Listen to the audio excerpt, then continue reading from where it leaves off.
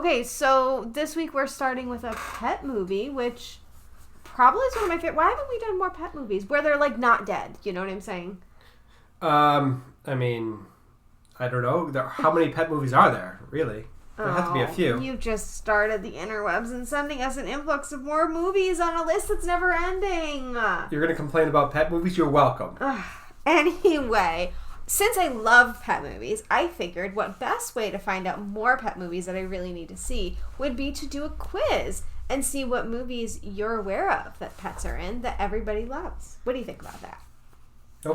Okay, so for you guys that don't know, if you didn't listen to last week's podcast, this week's movie is The Secret Life of Pets. So I'm Shay. I'm Tyler. And it's cinematically correct, and this was my choice. Your choice. We chose it because our dog is going into surgery on September 14th, and I just kind of wanted some kind also, coincidentally, Max. Yes, true, and my dog's name is Maxie, so it was wonderful for that. So, anyway, I am a dog person. I'm very much a dog person, clearly. I think we're both dog people. Cats we're both allergic to cats, so right. They didn't have a shot right out the gate. So what I'm doing is there is a list on Screen Rant of 10 most iconic pets in movie history. Okay. So they're not all dogs. So I'm gonna give that away to you so you don't just think it's only dogs. But so you need to try to get as many of them as you can. So Old Yeller. Old Yeller is not on the list. Criminal. Lassie. Yes, that is number 1. Yeah, I figured that was going to be... I should have led with Lassie. Rin Tin Tin? I don't know what Rin Tin Tin is, but no. Benji?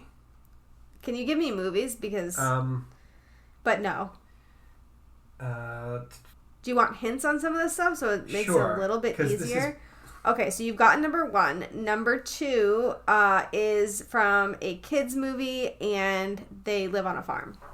Live on a farm. It's not Old Yeller? No. Oh, God. Okay, we'll skip him. Skip.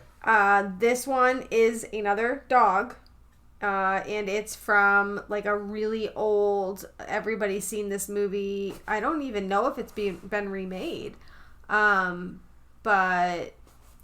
Old movie with a dog. I can't... If I say any of the quotes, then you'll know right away. White Fang?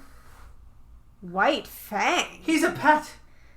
It's a more kids movie. We've all seen it. Buck? Everyone's seen it. What? Buck from Call of the Wild?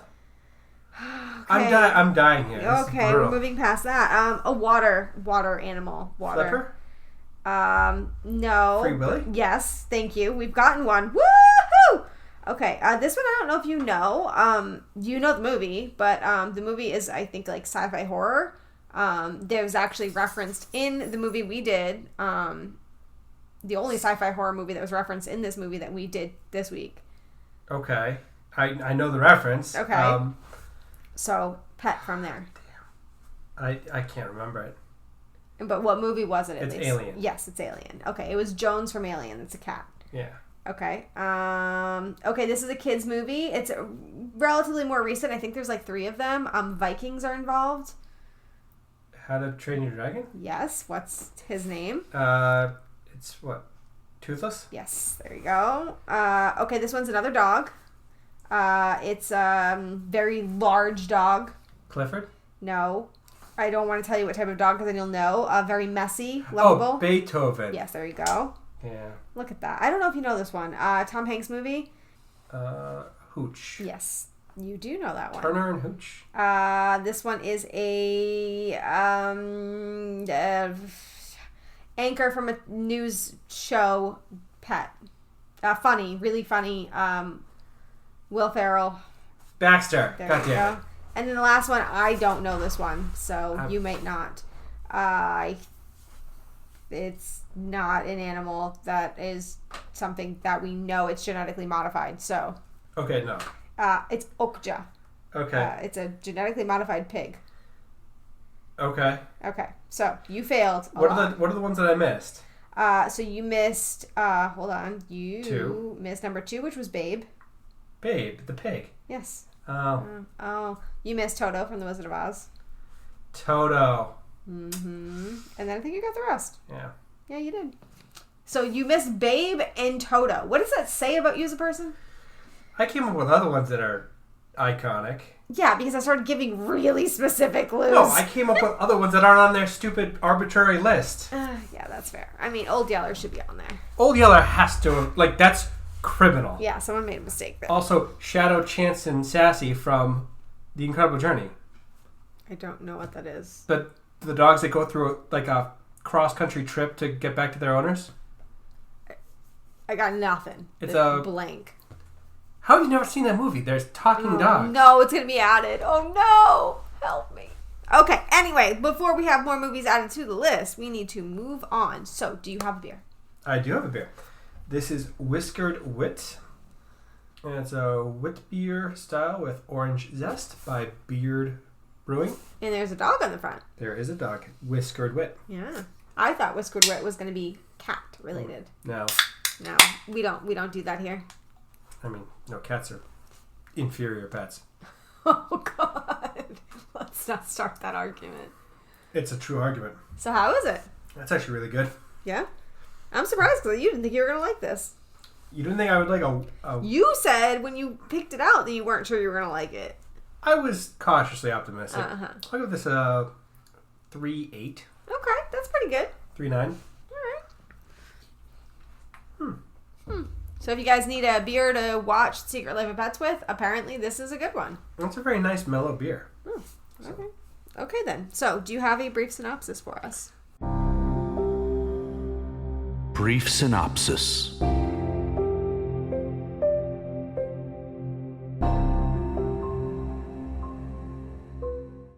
Yeah, Secret Life of Pets is about the Secret Life of Pets. It's about Max and Duke, who are pets that get basically abducted or self-kidnapped, and it's their story of getting back to their owner. Essentially, yeah. Okay, so we should talk about the cast. Okay. Okay. Where do you want to go? I mean, Louis C.K. is Max. I mean, who doesn't know who Louis C.K. is? He's one of the biggest names in comedy over the last 10 years. Yes. Now, this is the only Secret Life of Pets movie he appears in. He is replaced by Patton Oswalt, and I'm sure you guys know for what reason. We will get into that later. Yeah, that's not important right now. But, yeah, so Max is the original dog of the owner. Right. And basically is feeling jealous when a new dog, Duke, comes in, and it's kind of like the battle of, like, who the owner loves more type situation, and when they end up getting...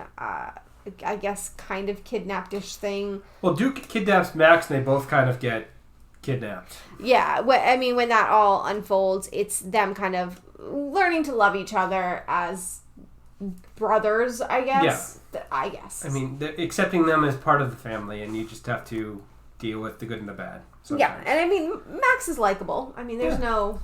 I mean, I can't imagine your Max ever having those kind of jealous feelings if we got another dog. I'm assuming that's dripping with sarcasm. A little bit, yeah. She's sitting with you and will always sit next to you forever. Well, you know what? It is nice when a pet loves you more than anybody else does. All right. Who's next? Duke is played by Eric Stonestreet, which I don't know him. Do you know him? He's from the TV show... What's it called? Modern Family. Okay, he is in Modern Family. There's other things, The Loft, Almost Famous. But he's in one or two episodes of West Wing, actually, as well. Oh, really? Well, I have not seen him previously, so you're going to have to take that one. I mean, his character Duke is not very likable, but he is basically the version that he plays in Modern Family. It's the big, friendly... Friendly? You found him friendly? I mean, he was friendly for the most part, but then... He was mean! When he understood that Max was trying to... He made Max sleep on the floor and then took the blanket out from under him. Yeah, but only after Max was a bit of a petty, spiteful dog. But somebody's coming into his space and he doesn't understand. I understand that, but it's not his fault. He has nowhere else to go. The bed was too small for him to begin with. Clearly not. He fit in it. No, he was not very nice. Anyways, I've never seen Modern Family, so I'm not familiar with that. But anyway, There's also Kevin Hart, which, Yep. I mean, if you don't know Kevin Hart, like, I mean, who are you? Yeah. He's wonderful, hilarious, adorable, and the fact that he plays somebody so small is kind of hilarious. Because he's actually small? Yeah. Sorry. But he plays Bunny, Snowball. Snowball. And there's references to that, which we'll get into in a little while. Kind of a villain, which I don't remember. So, not to say that he doesn't ever play a villain, because there are certain movies where he's supposed to be like a badass, but like never like a serious villain. And this seems more serious of a villain than anything I've seen. But it's from not him. even a serious villain because it's a good-hearted. The only villain is the dog catchers. I mean, fair, but also like there are parts of it where he's like kind of a little bit evil, Yeah. you know, a little bit. So, I mean, do we really need to say what Kevin Hart's in? But Ride Along, Central Intelligence. I mean, he's mostly known for his comedy and his wonderful relationship with The Rock. I love that. Every interview that they're in together. That's oh like, my goodness. That's the friendship that you should aspire to. Seriously. Like, I love everything about They that. just always make fun of each other, and it's the best It's thing. wonderful. Yeah. But yeah, so then there's a bunch of other ancillary characters, and not to say that the actors are ancillary, but most of these characters are. But I did need to reference one of them, which for me was Jenny Slate. Okay. And Jenny Slate was in Joshi in 2016 with Lauren Graham, which is obviously Lorelai Gilmore from Gilmore Girls. You know what other movie that we've done with Jenny Slate? That for the podcast? The way you did that Oh, really confused so me, so no. What other movie? It's the Lorax, another animated kids movie. Oh, Yeah. wow. I wouldn't really know that because her face wasn't in it. So. Yeah. So the only other person I need to reference is Ellie Kemper, who is in this movie for like 4 minutes. She's the owner that appeared for 4 seconds. She was part of Robot Chicken for a little bit, and so was Elijah Wood. Lord of the Rings. Wow, that was a stretch. I think she actually is the reason that I've added a new movie to the list, and I'm sorry. So, there's just What that. movie? We'll talk about it outside she's the best, podcast. She's best well known for playing a character on The Office. So Well, I think it's her, and we'll talk about this outside the podcast, but she is in a movie with Nick from New Girl.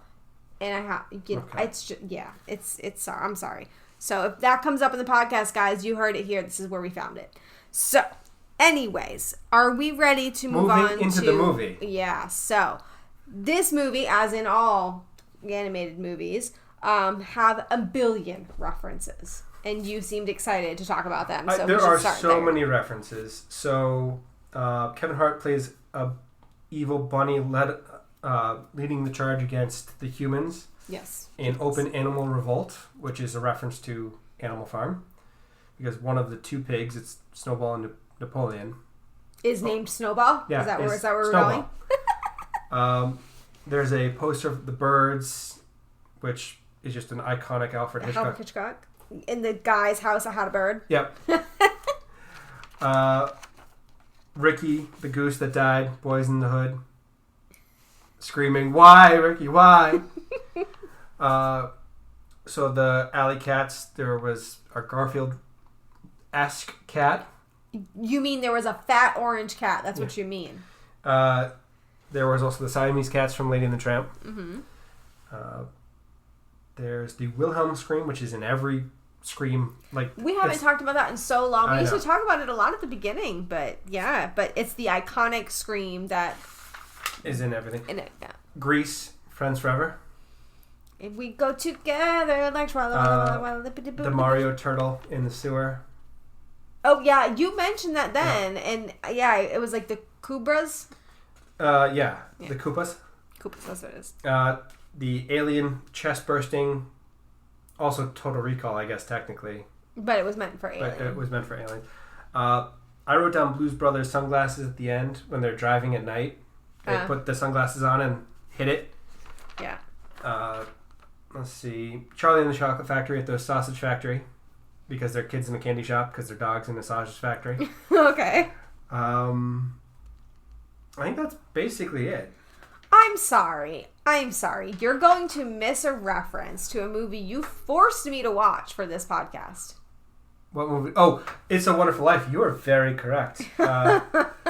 So they say sentimental hogwash, and it's the old-timer dog in a wheelchair, which is from that. It's a Wonderful Life. I was getting a little concerned there. Mr. Potter. There we go. That wraps up the references. Okay, and the only other thing I would add would be Gru from Despicable Me can be seen walking his dog in the park. I don't see that really as a reference, more as shameless promotion of their own franchise. But they're definitely... I mean, there's also a billion Minion placements within this movie. Yes, there are. So there's that. And also there's apparently a connection to another animated short from them called Presto, where Snowball is the rabbit that is coming out of the hat, and people are guessing that that's the same rabbit because the magician in Presto, I guess, gets rid of his rabbit, and Snowball talks about how his magician got rid of him. Yeah. So there's that. So anyway, those were all the references. Yeah. Got it out of the way. I always like that when there are references for not kids in a kids movie. Right. So, I mean, Shrek did a great job with that, and a bunch of other movies have references that are aimed at the parents taking their kids to a kids movie. Right. And I mean, I also wanted to bring up the score while we're kind of talking about references because there was a lot of like inspiration, which is kind of like references. Alexandre Desplat, I don't know if I said it right. Sure. But he did the score. He's scored other big things that you may know, like Harry Potter, Argo, Rogue One. So okay. you may know those. I've heard and seen all of them. Yeah, I mean, they're just like tiny little projects. I mean, this is really his big film. I'm just kidding. But not really. I mean, his first film that was not a sequel to gross over 100 million. That is very fair. And so all of y'all that said how horrible this movie is, I mean, I don't think that they Universal's laughing all the way to the bank. Yeah. So anyway, there were references to other things in this. The intro was kind of playing off of Looney Tunes. Oh, okay. And he really wanted to add jazz in because he was never able to do that in any of the other movies so far. So we found a good way to do that here. And another inspiration he took was from West Side Story, and you can hear that in a lot of the music. We don't talk about the scores a lot, but the score was really good in this movie. I did enjoy the music in this movie. I mean... And obviously he's... Very renowned, so that might be why we noticed it when we don't normally. I mean, if you don't know the Harry Potter theme song, then are you broken? Yeah, exactly. Yeah. So anyway, I just kind of wanted to bring it up because people really are like in love with the score because of him. So. Well, speaking of references, Kevin Hart goes on and on about Ricky the Goose and how he died. How did he die? Well, I mean, okay, so I'll start because I know that you have your idea, but I want to make sure that I get mine out there. So I don't know if anybody has played the, the Untitled Goose Game? Is that what it's called? Yes. So if Ricky is anything like that goose, he probably had his head chopped off by running into people's houses and stealing things consistently. I mean, that's just being a goose, really. Like, gooses are... geese are the worst animal ever. We saw a little girl the last time we went for a walk chasing a bunch of geese, and it was terrifying. I'm like, oh my god, she's going to die. Like Canada geese. Yeah, it was horrifying. The mean ones. Yeah. Like, no. Anyone that has ever lived in North America and has seen a Canada goose knows that they are not to be messed with. Yeah, it was a terrifying experience. But anyway, so I take the reference from Untitled Goose Game. I know that they don't, obviously, the Untitled Goose Game came out way after this, but I couldn't help but think of that. So, what did you think? I mean, it's 100% geese are crazy, and he started a fight with something... Larger than him? Larger. Human, large dog. I mean, I saw a YouTube video of it was a goose or a swan fighting an elephant, and just... It's like, you're really dumb. Yeah, that's just, yeah. So anyway, but a lot of people were saying that because that kept being brought up, that it was kind of taking away from the movie, and it was frustrating because you kind of hear it all the time, but there's no resolution to that. Yeah. So, I mean, for me, I just thought it was like a funny shtick. Like, I figured it was a reference to something. I figured that it wasn't. It was the reference to Boys in the Hood, and that's why they did it, but... Yeah, now I didn't pick up on the reference while watching the movie, and I believe most people didn't, which might be why, but... I figured that just because that's what they do in these movies. Anyway, so let's talk about the fact that this movie is about pets. Yeah. I mean, Secret Life of Pets. But that's a wild theory, isn't it? Oh my goodness. Sorry. But so one of the reasons I wanted to watch this was because of my pet and like how connected I am to her. And one of the things they don't really do in this movie is talk about the connection with humans to the pets. Yeah. And I mean, so at the beginning of the movie, you do see like how excited they get when the human comes home, which is so cute and so sweet. But they really don't show much of the movie with them ever interacting with their human, like at all. Like Katie, the owner, is in this for maybe 5 minutes. Right. So, I mean, people were comparing the not showing humans' faces and stuff like that to Peanuts. Ah. And that was an inspiration that was talked about in an interview. It was an inspiration. But, I mean, do you think that given that the title is A Secret Life of Pets, that it should have had more human-to-pet interaction? I mean, I would like to see more connection to your pets because your pets are important to you, and then no one in this movie seems to enjoy pets until the very end of the movie. There's actually a pet in this movie whose owner goes away for long periods of time, so much so that they're able to have parties with other animals for long periods of time. Who's feeding this pet? Like, yeah. I mean, and it's not a cat, so it's not like, because I think cats are like more able to like fend for themselves than dogs. But yeah, like, horrible. It makes me feel sad. Like, why? It's almost like their owners don't care, so they have to make life the best they can with their friends. I mean, yeah, without basically. It just... Which is kind of a sad side of... commentary on the nature of pet ownership, really. Yeah, and now they did...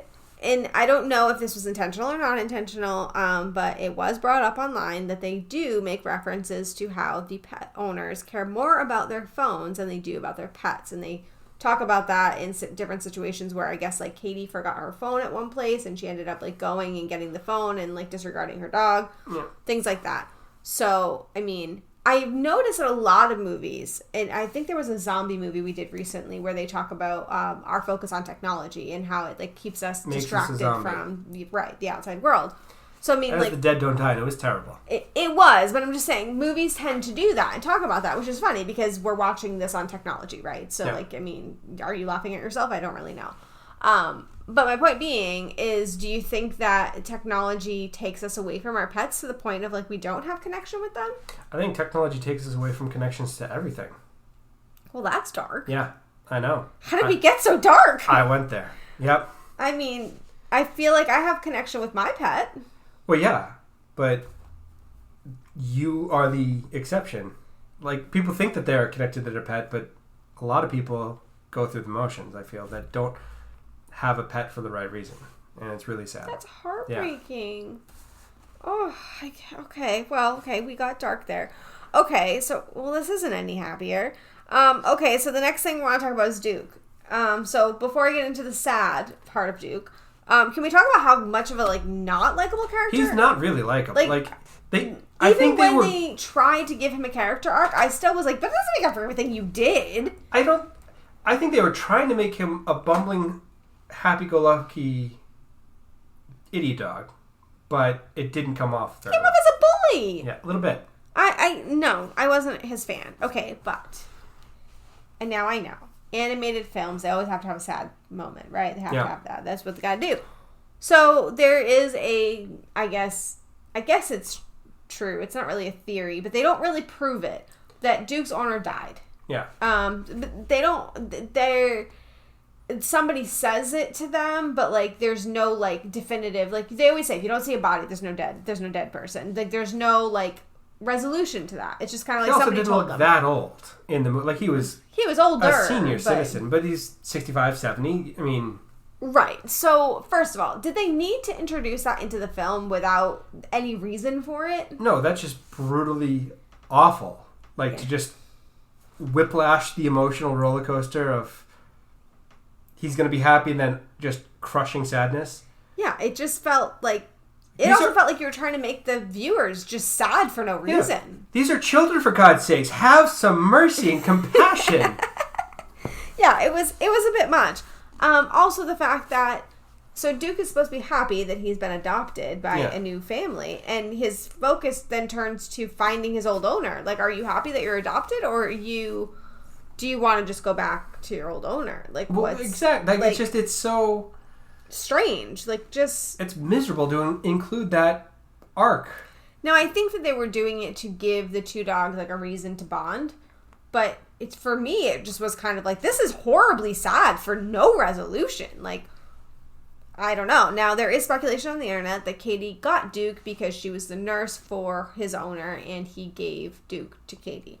Now, I don't know if that's the case or whatever, but that would have been cute, and if that was true, I wish they would have shown that.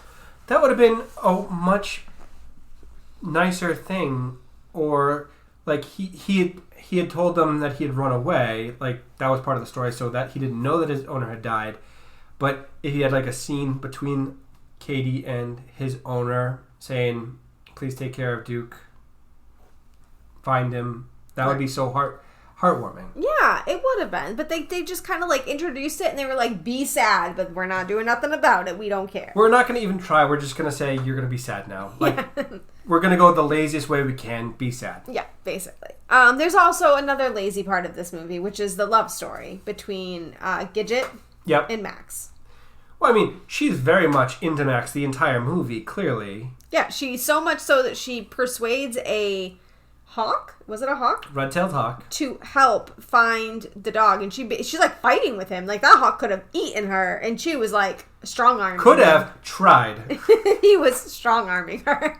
Or she was strong-arming him. So, like, this girl was very infatuated. Yeah. But again, we don't really get much of a resolution. It's kind of like, he's kind of like, oh yeah, she's cool.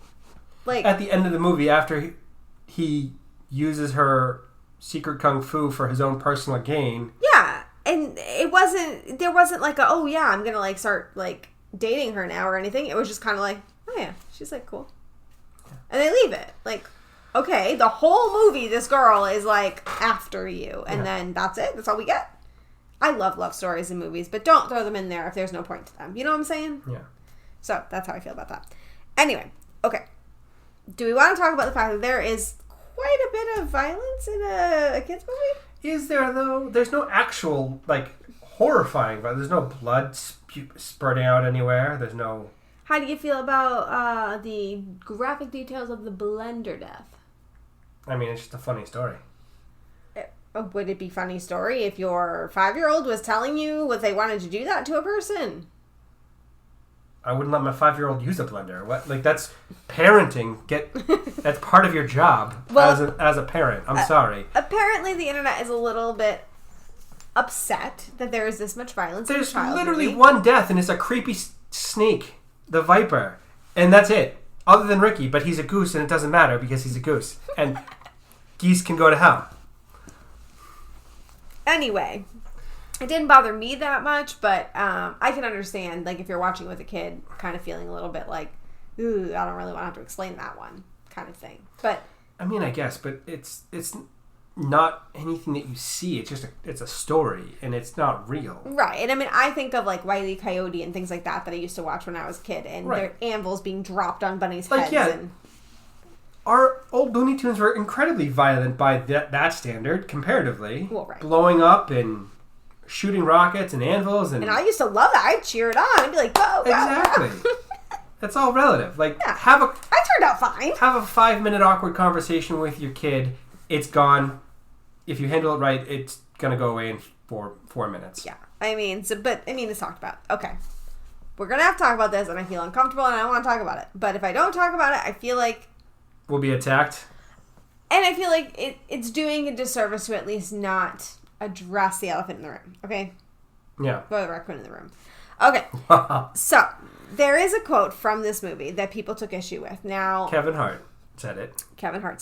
Now, do it with it what you will, okay? So, the quote is, "That raccoon is lying. He ain't no president." Now, this was said after he was hit in the head and he was kind of like out of it and he didn't know what was going on. He was kind of like being like groggy and delusional. Right. Yeah. So, you would know what the reason is for the a part of raccoon. Mm-hmm. There is a word. There is a word. I'm not saying that, no. racial expletive that's very insensitive to people of color. Yes. So people are guessing that this was a reference to President Obama because this movie came out in 2016, which was right around the time of his presidency, end of his presidency. Unfortunately. So, Can we go back 4 years? Right. So people were very upset. People were saying that took them out of the movie, that they were, what other reason could this line be there for? So you had another idea, right? Well, I didn't make that connection at all. I didn't either until I read it, and then I was like, eee. So my first thought when he said the raccoon is lying is raccoons are notorious mischief makers in the animal world. They're getting into your trash cans. They're causing all kinds of mayhem. They're called trash pandas on the internet. Mm-hmm. So I thought it was just a animal connection there, and then lying in president. I don't know. Yeah, for me, when I heard it, I thought it was just gibberish. Know how, when somebody is, think of, getting your wisdom teeth out, and you're out of it, and you're saying weird things that make no sense. The aliens tried to abduct me. What are we talking about? What aliens? Yeah. Who? It's a nonsensical phrase because he was just smacked upside the head. Yeah, I remember, somebody said, they tried to steal my tongue or something. It doesn't make sense. It's nonsensical, but he just got hit in the head and he's out of it. It's the Looney Tunes. It's the birds flying overhead in a circle after you get smacked in the head. Right. Now, that's what I imagined. And I didn't even put any more emphasis into it. It didn't, whatever. But anyway, there is somebody on the internet who claims that they are part of the movie. Now, obviously, this is Reddit, so whatever. And his name is Blithering Idiot 5. So, we don't have to believe him, but what he said was that Kevin Hart ad-libbed that line. It wasn't in the script. So basically he was making mean things to say that people are wrong and has said, unless of course you think Kevin Hart is secretly racist, which doesn't make any sense. So, and he also said that this was made over the course of 3 years and all animated films intensely focused, tested, and previewed, so there would be no motive for racism. Now, I am ad-libbing some of this because some of his language I would not use, but you can go and look it up if you want. To be perfectly fair, from a business perspective, it does not make any financial sense to be secretly, overtly racist. It also doesn't make any sense for Kevin Hart to have come up with a racist line, nor would he be willing to use one given the stance he has taken on everything. It's a kids' movie. You're not going to say a racist thing in a kids' movie. Right. Because, no. I think sometimes we all do it. We take offense to something that is sensitive to us. You jump to conclusions based off of your own bias, not what is actually representative of what was the truth. Right. And we're all guilty of this. And now this didn't occur to me in this movie, but there are times, especially when it comes to men versus women dynamics, and I know I'm overly sensitive to things. So I'm assuming that something like that happened. Now, could it have been a racist line that they snuck in there? Sure. Cartoons do it all the time. We know this. So, yeah, maybe. But I wanted to put it out there so nobody said that we were glossing over something that is quite a hefty issue, especially given the times. So, are we good with that? Yeah. Okay. So the next thing we want to talk about is the parallels to another kids movie that really, it's actually a retelling of it, it feels like. You're talking about Toy Story. Yeah. Am I talking about Toy Story? Well, you also don't see any of the people's faces in Toy Story either. You see Andy's. Do you? I think you do. The mom is just legs. Yeah, well, she's legs. So any adult, you don't see anything above the torso. Yeah. But so, what other parallels do you think there are? And do you think you liked one over the other? Well, Toy Story is Toy Story. Yeah. Mm-hmm. So there's a lot of parallels actually. So there's also actors in both movies that people take issue with for very similar reasons. Yeah. And they're both main characters. So, you have the new dog replacing the old dog and being jealous. So Buzz Lightyear replacing Woody. Exactly. Got it. They have to go off on an adventure by themselves. Pizza Planet? Right. Okay. I'm just wanting to see if I can follow this. They grow together as friends. Yeah, they hang on from the back of the car. Right. They have to get back to their owner. And isn't there a love story with, I want to say, Bo Peep? There's a love story with Bo Peep, which is not really relevant to the story. But it exists. It's in there. Like, there's all that kind of stuff. It's... The underground people would be what, Sid? Yeah. Well, like, it's a direct, basically, parallel. But I think that's true for a lot of things because you're trying to tell a narrative story. Like, there's just... Right.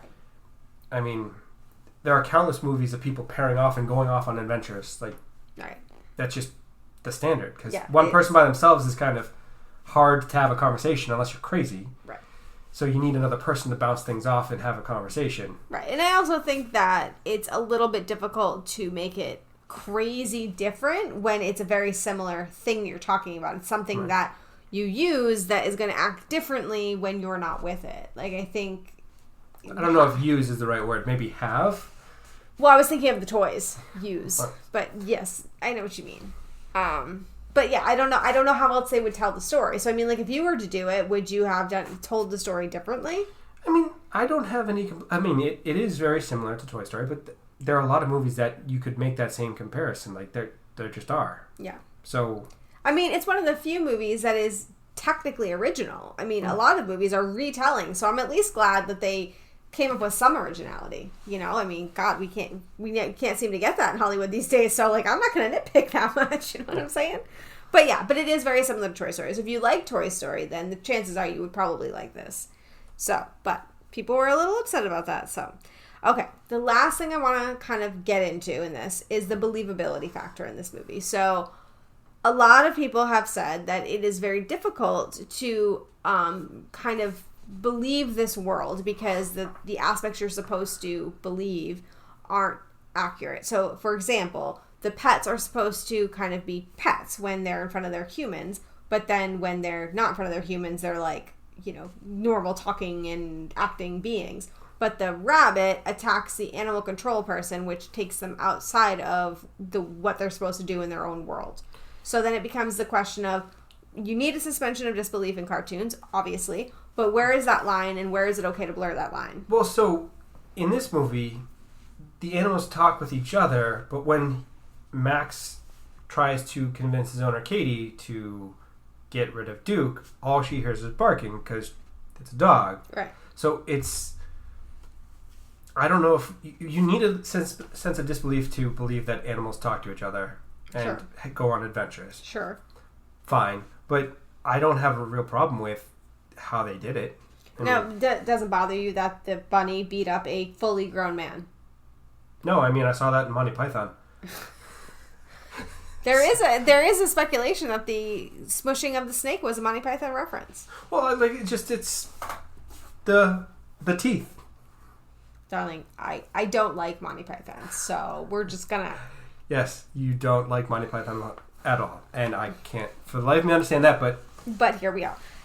So I mean, for you, it doesn't bother you. Now, I am someone that I very much must believe that it is in the realm of possibility that something happens for me to watch a movie. Otherwise, I get very frustrated and I can't. That's the reason you don't like sci-fi. Right. Or fantasy. If it's too out there, it doesn't make logical sense to me, so I can't enjoy it. In this movie, though, I felt like for the most part, I mean, it made enough sense to me that, you know, okay, well, sure that they can have a world outside of us when we're not around. Like, I mean, whatever, like, fine.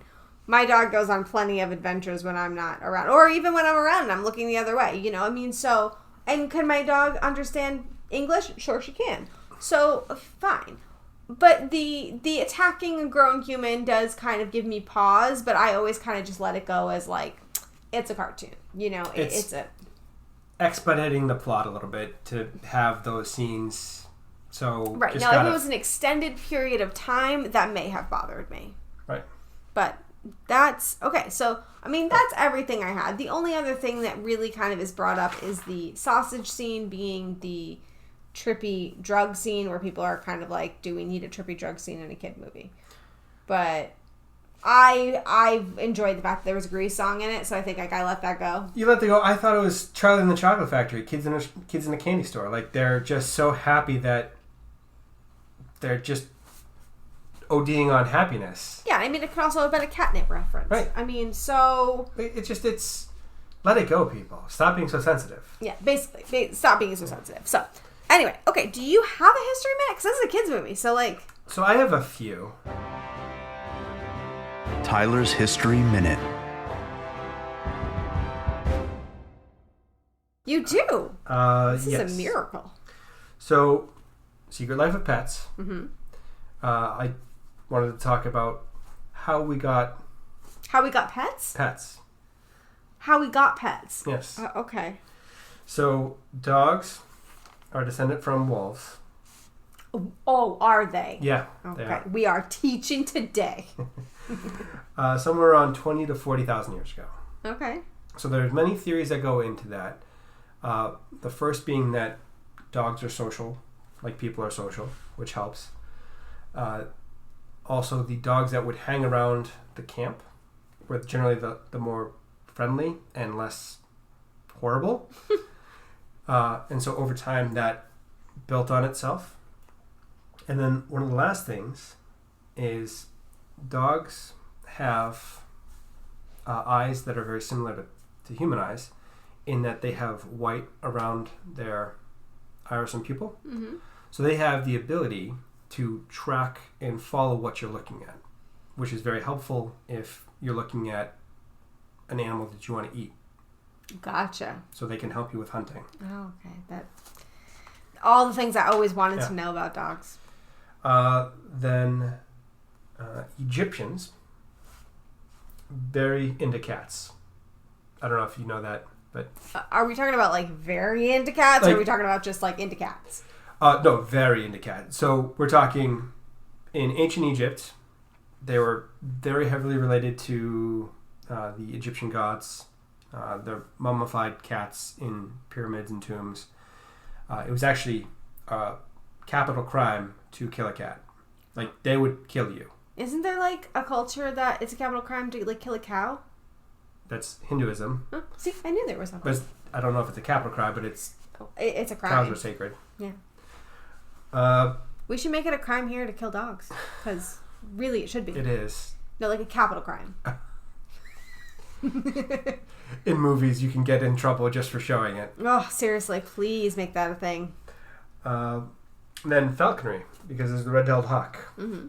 Falconry was much more recent than dogs, 2000 BCE, Mm-hmm. which was 4,000 years ago. It's still practiced today in Mongolia and the steppe. To kill small rodents?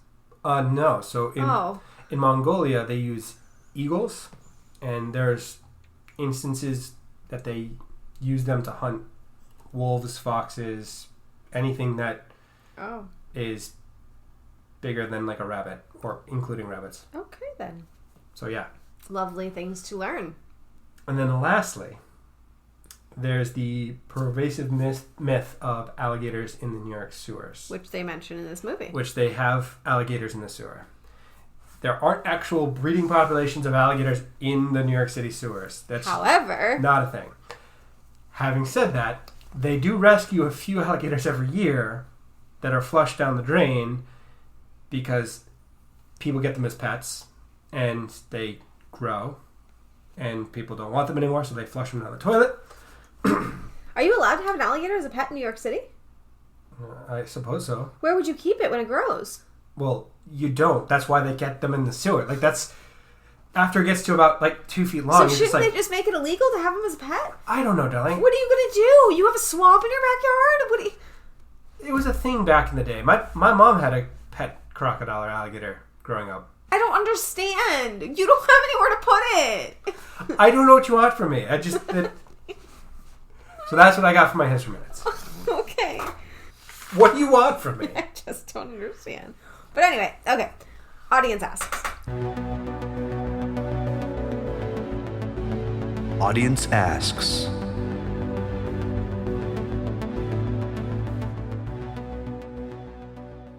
Okay.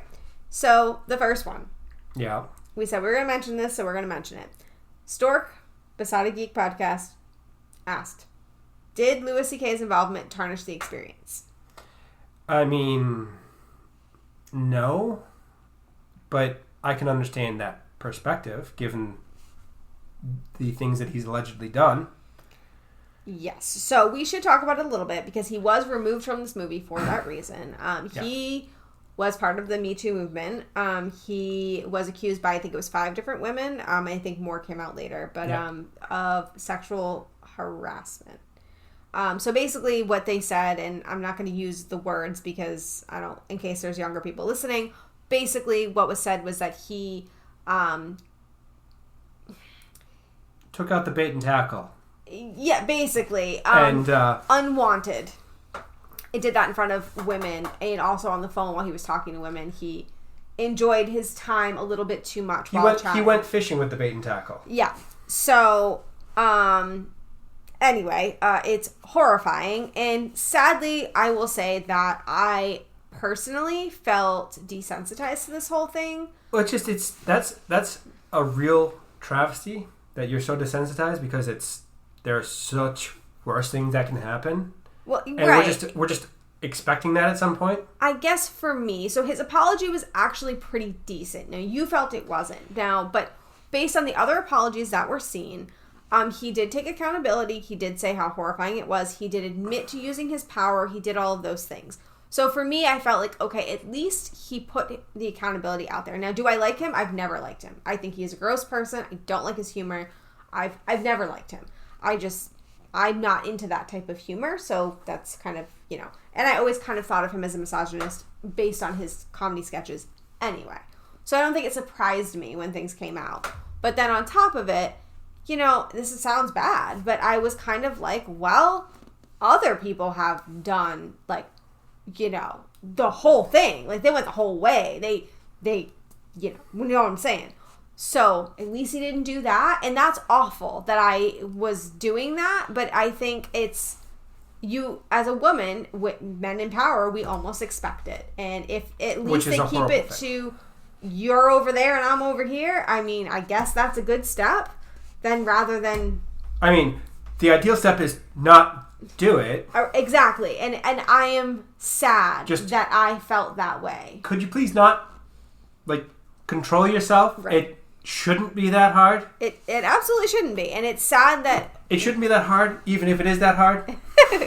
Right. But it's sad that we're in a world where you start thinking, well, I mean, at least that's all he did. Yeah. Like, ew, we need to be better. That's a low bar. Yeah. So, anyway, did it take away from the movie? I mean, honestly, because it was his voice and not seeing him, I feel like it didn't as much as it could have. I mean, also, it's a separation. I mean, it's been a few years. So, there's that. And I also know that there was already him removed from the movie. So, I already know that there was, repercussion from this movie franchise. So, in those ways, no. It didn't to me. But if I had seen it right then, when it was all happening and going down, yeah, it probably would have bothered me. I would have been like, ugh, I don't want to support him. Right. But I think that's entirely fair. But did it for you? I mean, you're a man, so I don't know how. Not really. It's a horrible thing, but because it's his voice, it's not as easy to associate with him. Yeah. There's that whole... That could be his voice. It could also be someone that sounds like him. Right. I mean, even though it is him, I know that, but I don't know. It didn't really bother me, but we're also watching it years later. He already faced repercussions from being removed from the franchise. Right. So, I don't know. Right. Maybe we're awful people. Maybe it should have bothered us more. I don't know. Anyway, Flix X-Rayed. They asked, well, they kind of had a statement first, and then they asked a question. They said, this movie is so forgettable, I'm surprised that it got a sequel. And then he said, but if you could change the type of animal one of the characters was, who would it be, and what kind of animal would they become? I don't know, because they all worked. I mean, you can't have... I have one. What? I would make Snowball Honey Badger. That's... Honey Badger don't give no shit. If you guys have not seen all the Honey Badger voiceovers, you need to. Or make him the goose. Oh, okay. Or that too. But the Honey Badger voiceovers, I don't know if that's aging me at all, but if you have not looked any of them up, please do, because it's so funny. Yeah. But that's what I had. I mean, My family always has had Great Danes, so it would have been cool to see a Great Dane in the movie. But So maybe you could have made Duke a Great Dane. It's a big, large dog. They are. I mean, I think maybe that would have been too close to Beethoven, but... Well, they're not anything like Beethoven. Isn't Beethoven Great Dane? No, he's Saint Bernard. Oh, Saint Bernard. You're right. How dare you? Oh, I'm sorry. I have never had big dogs in my life because I'm very allergic.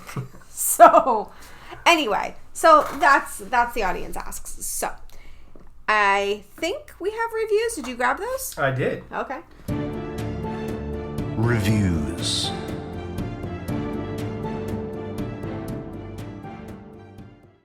Rotten Tomatoes has it at 73 for the critics. I mean, I can understand. For a kids movie, that's actually not terrible. No. I mean, based on what it made, though, it's kind of a little surprising, but... The audience score is actually 62. Oh. Lower. Now, do you think it has anything to do with the trailer seeming a little bit different than the movie itself? Because I know we talk about that sometimes. I mean, I think that's entirely possible. I mean, I think it's a combination of a bunch of things. It's him and the Me Too movement is probably playing a factor in that. The fact that people compare this to Toy Story, and Toy Story is clearly a superior movie. I think there's a lot of things that go into that. Yeah, I have to agree with you there. So what would your rating be? I'm going to give it 7.5. Okay, that's not bad. I mean, not bad, it's not great. I mean, it's a kid's movie, and I'm fine, but there's no real great grabbing story. Right. So I was going to give it an 8. And I know, half, whatever, leave me alone. But I think for me, like, it made me happy in a time that I needed it. So, like, it gets points for that. There was nothing great about it, but there was also nothing horrifyingly bad about it either. And, I mean, I enjoy Toy Story, so, I mean, it's very similar to that. But, yeah, I mean, I didn't have these crazy high expectations. It's a kid's movie. So, yeah, I'm basing it on that. Now, based off of, like, all-time best movies, it'd probably be down to like a 6. Yeah. You know, but you're rating it on a kid's movie. You're grading it on a curve because comparing it to any kind of other movie is unfair because it's a kid's movie. Right. So, yeah, don't go into it with expectations of like being blown away. It's not Citizen Kane. No. It's not any classic book. It's No, but if you want a movie that's going to make you smile and, you know, kind of just have a nice light night, and it's cute. That's fine. Yeah. Okay. So, anyways, we have another movie coming up next week, and guys, I'm sorry, all right? I try to stop this from happening, but this is where we are. Well, you did this to yourself, because you had said for Hamilton, you wanted to learn more about the 1st Black Battalion. Yes, I did. I said that those words came out of my mouth, and then we went to a restaurant in Fall River where there was a painting of New Bedford. Oh, New Bedford. And there was a painting of the 1st Black Battalion. And 54th Regiment out of Massachusetts. Yes. So, and there was also another reference somewhere else. There were a couple. It's been popping up, so I feel like we have to do it. So, drum roll, it's going to be Glory. Lordy. Not an uplifting movie. It's going to be a bit of a downer, but we're doing it right after an uplifting movie, so I feel like you guys can forgive us. Now, is there going to be history? Oh, boy, is there. It's, you know, I try to get you out of those so that it's not history podcasts, but, you know, maybe the audience enjoys that. So if you guys are ready to learn something, then come back next week. If a couple of the audience don't enjoy it, that's all the reason to do it. Oh, boy. So, yeah, if you're ready to learn something, come back next week because it'll basically be Tyler's History Podcast. Yeah. So, there is that. So, anyways, if you guys want to talk to us outside the podcast, I am on Twitter at CinematicallyC, and Tyler is on Twitter, BlameTylerCC. If you want to talk to him, make sure you tag me because he will not check it otherwise. There is also email, cinematicallycorrect@gmail.com. We are on every social media platform, and if you reach out to us there, you will get me, but it might be a little bit longer delay. Other than that, thank you to Jake at Atlas Music for our intro and outro music, and we will see you next week with Glory. Thank you all for listening.